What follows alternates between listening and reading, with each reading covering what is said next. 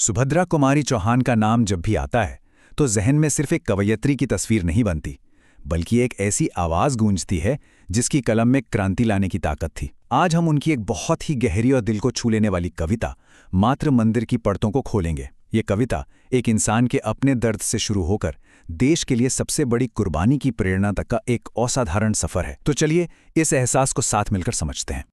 कविता की शुरुआत ही होती है एक भारी दिल के साथ। कवयित्री का मन बेचैन है, अंदर एक उथल-पुथल मची हुई है और वो उस दर्द को बहलाने के लिए, उसे शांत करने के लिए एक ठिकाना ढूंढ रही हैं। आप इन शब्दों में उनकी उस छटपटाहट को महसूस कर सकते हैं, है ना? तो जब दिल इतना परेशान हो तो सबसे पहला ख्याल किसका आता है? जाहिर है, माँ का। कवयित्री भी ठीक यही सोचती हैं। उनका पहला आवेग, पहली इच्छा यही है कि वो अपनी माँ के पास जाएं, अपने दिल का सारा बोझ उनके सामने उतार दें और कुछ पल का सुकून पा लें। पर यह सिर्फ जाकर अपना दुखड़ा रोने की बात नहीं है, ये उससे कहीं ज्यादा गहरा है। ये भक्ति का, एक समर्पण का भाव है। वो अपने आंसुओं से अपनी माँ के पैर धोकर अपना हर सुख दुख, अपनी हर भावना उनके कदमों में रख देना चाहती हैं। जरा सोचिए इस इमेज के बारे में, कितनी पावरफुल है ये। और यहीं पर कविता एक बहुत ही दिलचस्प मोड़ लेती है। हमें रुककर सोचना पड़ता है कि ये माँ आखिर है कौन? क्या ये सच में उनकी अपनी माँ है या इसका कोई बड़ा मतलब है? यही एक सवाल है जो इस पूरी कविता के मायने बदल देता है। तो देखिए, माँ के यहाँ दो चेहरे हैं, दो मतलब हैं। एक तरफ है वो माँ जो हमारा पर्सनल दुख दर्द सुनती है, हमें सहारा देती है, और दूसरी तरफ है भारत माता जो पूरे राष्ट्र का प्रतीक है। वो अपने बच्चों से आराम नहीं बल्कि कर्तव्य और बलिदान की मांग कर रही हैं। कविता इन्हीं दो विचारों के बीच का सफर है। अच्छा, तो फैसला हो गया कि मंदिर जाना है, पर क्या रास्ता इतना सीधा और आसान है? नहीं, बिल्कुल नहीं। ये मंजिल इतनी आसानी से नहीं मिलने वाली। उनका ये सफर अंदर की मुश्किलों और बाहर की रुकावटों दोनों से भरा हुआ है। देखिए, सबसे पहली लड़ाई तो खुद से ही है। उनके अपने मन में शक है। वो खुद को दीन यानी गरीब समझती हैं, छोटी यानी मामूली और अज्ञानी मानती हैं। उन्हें लगता है कि वो इस लायक ही नहीं कि उस पवित्र मंदिर में कदम भी रख सकें। ये शक उनके पैरों की बेड़िया बन जाता है। तो एक तो ये मन की उलझनें हैं, और ऊपर से जो असल रास्ता है वो भी कोई आसान नहीं। मंदिर की सीढ़ियां आसमान छू रही हैं, रास्ते में पहरेदार खड़े हैं और पथ इतना फिसलन भरा है कि कदम रखना भी मुश्किल है।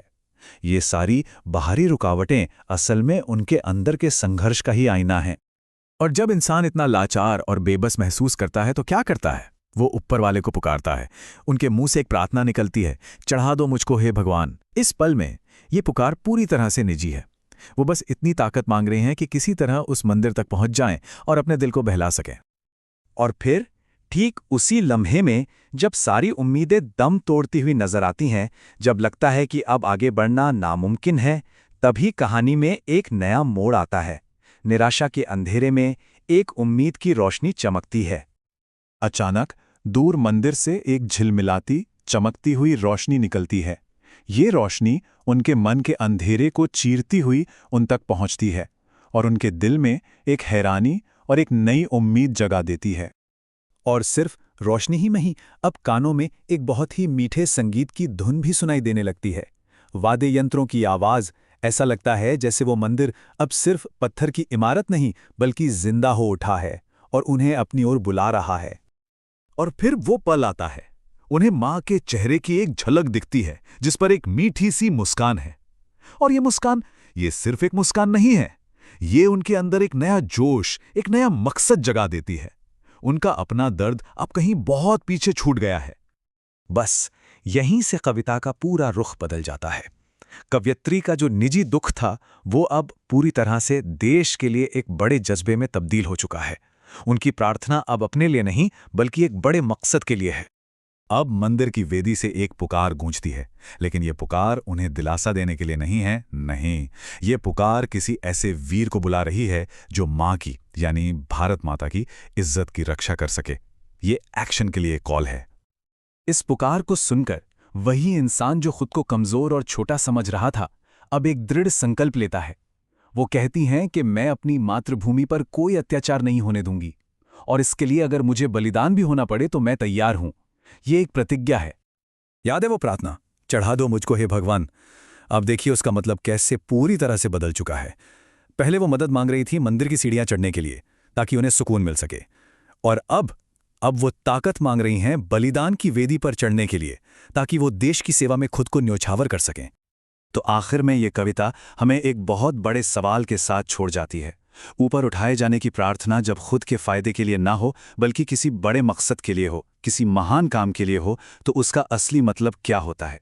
शायद निस्वार्थ बलिदान का सबसे ऊंचा रूप यही है।